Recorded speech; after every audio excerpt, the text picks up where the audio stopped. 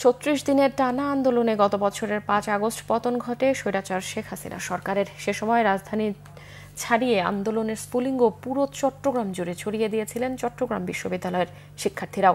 বিশ্ববিদ্যালয়ের প্রতিবাদ কর্মসূচি ছড়িয়ে পড়েছিল গোটা বন্দরনগরী সহ পার্বত্য এলাকা ও উপজেলাগুলোতেও। চট্টগ্রাম প্রতিনিধি শাহেদা পিয়ার রিপোর্টে থাকছে বিস্তারিত। কোটা সংস্কার আন্দোলন নিয়ে চট্টগ্রামে প্রথম আওয়াজ ওঠে চট্টগ্রাম বিশ্ববিদ্যালয়ের শহীদ মিনার চত্বর থেকে। তখনও কেউ ভাবেনি এই আন্দোলন ক্যাম্পাস পেরিয়ে ছড়িয়ে যাবে পুরো চট্টগ্রামে। শুরুতে বিশ্ববিদ্যালয়ের শহীদ মিনার থেকে প্রতিবাদ, এরপর চট্টগ্রাম খাগড়াছড়ি সড়ক, চট্টগ্রাম কক্সবাজার, ঢাকা চট্টগ্রাম রেল ও মহাসড়ক অবরোধ আর শিক্ষার্থীদের টানা অবস্থান কর্মসূচিতে বাড়তে থাকে ছাত্র জনতার স্রোত। আন্দোলন হতে থাকে তীব্র থেকে তীব্রতর। ১৫ জুলাই চট্টগ্রাম বিশ্ববিদ্যালয়ের শিক্ষার্থীদের উপর ছাত্রলীগের হামলার পর উত্তাল হয়ে ওঠে গোটা বন্দরনগরী। এরপর পাল্টে যায় চট্টগ্রামে আন্দোলনের দৃশ্যপট। বিশ্ববিদ্যালয়ের শিক্ষার্থীদের পাশাপাশি আন্দোলনে যোগ দেয় অন্য বেসরকারি বিশ্ববিদ্যালয় ও স্কুল কলেজগুলোর শিক্ষার্থীরাও। পরদিন নগরীর মুরাদপুরের বিক্ষোভ মিছিলে আবারও শিক্ষার্থীদের উপর হামলা চালায় ছাত্রলীগ, যুবলীগ ও পুলিশ। চলে ধাওয়া পাল্টা ধাওয়া সংঘর্ষ। এ ঘটনায় প্রাণ হারান শিক্ষার্থীসহ ৩ জন। সহযোদ্ধাদের মৃত্যুতে আন্দোলন ছড়িয়ে পড়ে স্ফুলিঙ্গের মতো। এই আন্দোলন আমরা দেখেছি আমাদের বিশ্ববিদ্যালয়ের 2 জন শহীদ হয়, শহীদ হৃদয় তরুয়া, শহীদ ফরহাদ। তাদের এই আত্মত্যাগ, তাদের এই সর্বোচ্চ ত্যাগের বিনিময়ে আন্দোলনটা শুরু হয়।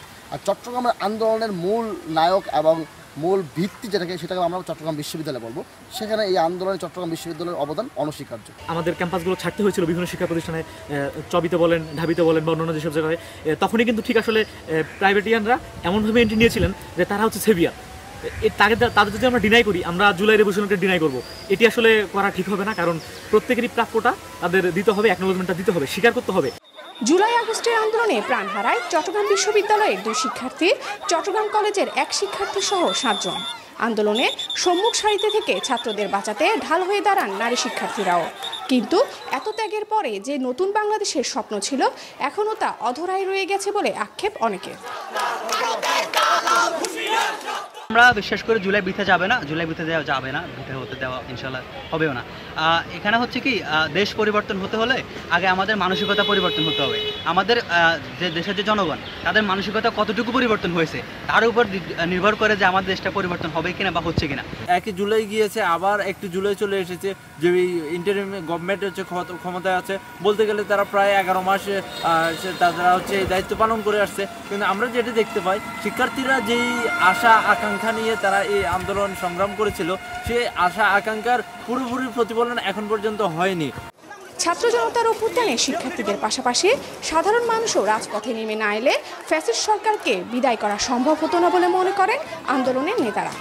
জনগণ যারা ছিল তারাও স্বতঃস্ফূর্তভাবে অংশগ্রহণ করেই কিন্তু এই আন্দোলন সফল করেছে। তো আমরা আমাদের জায়গায় বারবার ওই একটা কথা স্বীকার করি যে এই জুলাই গণ অভ্যুত্থানের যেই আন্দোলন, এটা আপামর ছাত্র জনতার সকল জনগণের আন্দোলন।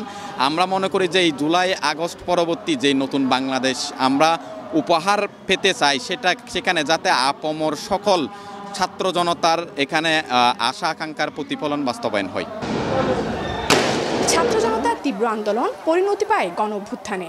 স্বৈরাচার বিরোধী ৩৬ দিনের আন্দোলনে শহীদ হন ১৫০০-এরও বেশি। দৃষ্টিহারা ও পঙ্গুত্ব বরণ করেছেন অসংখ্য মানুষ।